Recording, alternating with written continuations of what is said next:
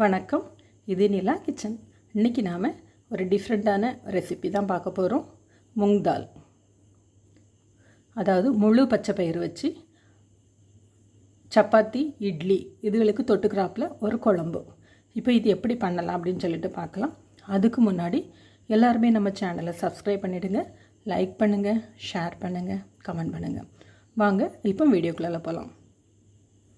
செய்கிறது ரொம்ப easy, taste வந்து அட்டகாசமாக இருக்கும், நல்ல ஹெல்த்தியான டிஷ்ஷும் கூட. ஸ்டார்ட் பண்ணுவோமா? First mixie jar எடுத்துடுங்க.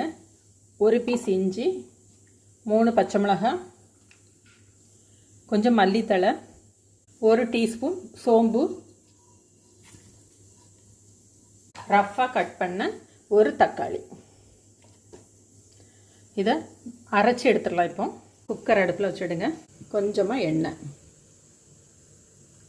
எண்ணெய் சூடானொன்று பட்டை, ஏலக்காய், கிராம்பு, கொஞ்சமாக கடுகு, ஜீரகம், அரைச்ச பேஸ்ட்,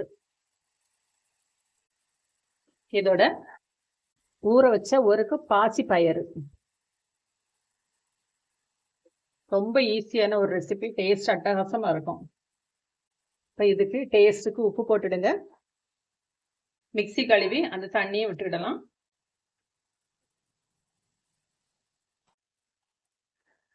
குழம்பு மிளகாத்தூள் 1 டீஸ்பூன், உப்பு எல்லாமே போட்டாச்சு.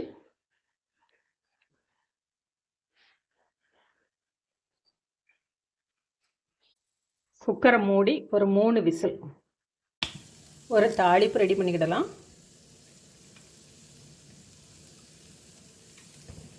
எண்ணெய் விட்டுடுங்க அல்லது நெய். சூடானொன்னு தட்டி வச்சிருக்கிற பூண்டு, கருவேப்பிலை, வெங்காயம்,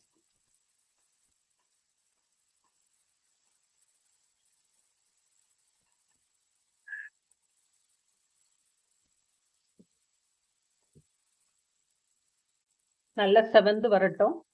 இந்த தாளிப்பு தான் நம்மளோட ஃபுட்டுக்கு வந்து வாசம் வந்து தூக்கி கொடுக்கும்.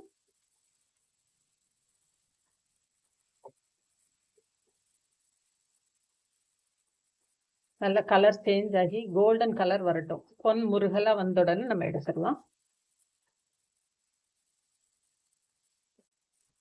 நெய் விட்டால் நல்லா இருக்கும். எல்லாரும் நெய் விரும்ப மாட்டாங்க, அதனால எண்ணெய். குழந்தைங்களாம் இருந்ததுன்னா தாராளமாக நெய் விட்டு செஞ்சு கொடுங்க. குழம்பு மிளகாத்தூள் மட்டும் தான் நம்ம சேர்த்துக்கோம். காரம் பத்தாட்டு, இன்னும் கொஞ்சம் மிளகாய் போட்டுக்கிடலாம். 3 பச்சை மிளகாய் 3 போட்டிருக்கோம். குழம்பு மிளகாத்தூள் போட்டிருக்கோம். தேவைப்பட்டுனா எண்ணெய் கொஞ்சம் மிளகாய் பொடி கூட போட்டுக்கலாம். நல்ல கலர் சேஞ்ச் ஆகட்டும். சப்பாத்தி, இட்லி எல்லாத்துக்குமே இது நல்லா இருக்கும். ஒரு தாளிப்பு கரண்டி வச்சுடுங்க. கொஞ்சமாக எண்ணெய், ஒரு 1/4 டீஸ்பூனை விட கம்மியாட்டு மஞ்சள் பொடி, ஒரு 1/2 டீஸ்பூன் மிளகாய் பொடி. நல்லா ரோஸ்ட் ஆகட்டும்.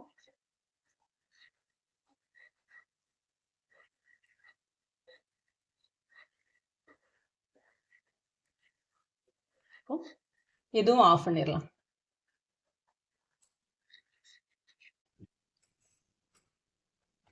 குக்கர் திறந்துருங்க. குக்கர் திறந்துட்டு நம்ம தாளிப்பு உள்ளால கொட்டிடலாம். நல்லா மசிச்சு விட்டுருங்க.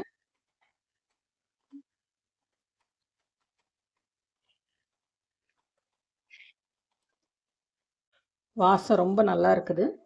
ஃபைனலாக நம்ம தாளித்து எடுத்த மிளகாய் பொடி அதை அப்படியே சுற்றி விட்டுருங்க. இப்போ சர்வ் பண்ணலாம்.